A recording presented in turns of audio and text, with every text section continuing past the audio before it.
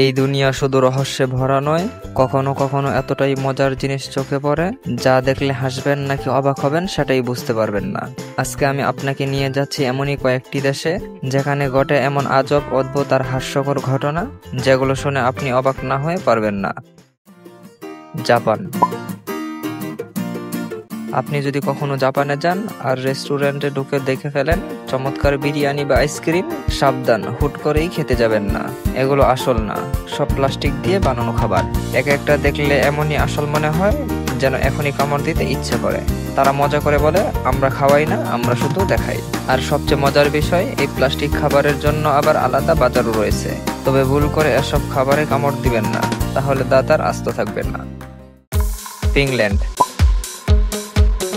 আপনি যদি রাগ করে মোবাইল ফোন ছুঁড়ে মারেন, ফিনল্যান্ডে সেটা অপরাধ নয়, বরং উৎসব। প্রতি বছর তারা আয়োজন করে mobile phone throwing world championship, মানে কারা কত দূর মোবাইল ছুটতে পারে সেই প্রতিযোগিতা।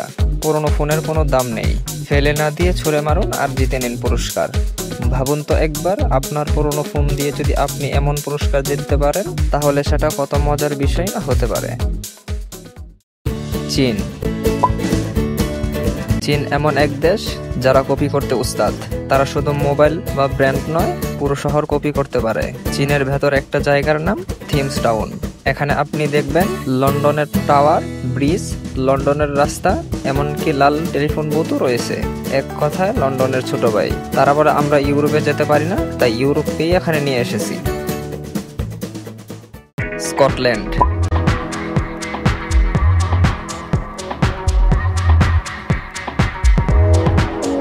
স্কটল্যান্ডে এক খাবারের নাম হাগিস।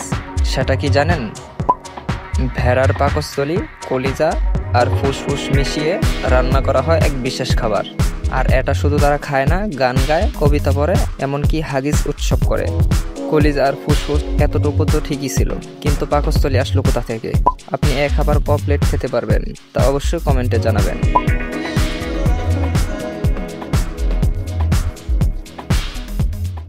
ভারত।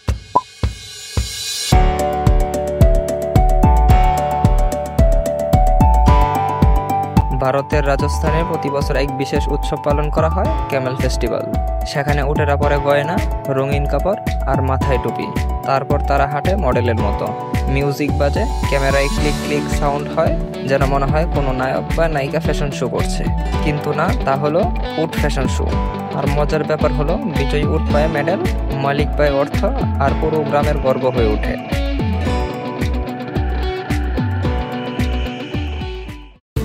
এসব দেশের মজার ঘটনা শুনে বোঝা যায় এই দুনিয়া শুধু দুঃখ, কষ্ট, ঝামেলা নয়, বরং কিছু কিছু দেশ আছে যারা পাগলামিকে উৎসবে রূপ দেয়। আপনার মতে এইসব দেশের মধ্যে কোনটা সবচেয়ে বেশি মজার ছিল? কমেন্টে অবশ্যই জানাবেন। আর হ্যাঁ, ভিডিওটি ভালো লাগলে লাইক করুন। এমন মজার ও রহস্যময় ভিডিও পেতে চ্যানেলটাকে সাবস্ক্রাইব করে আমাদের সাথেই থাকুন। ধন্যবাদ।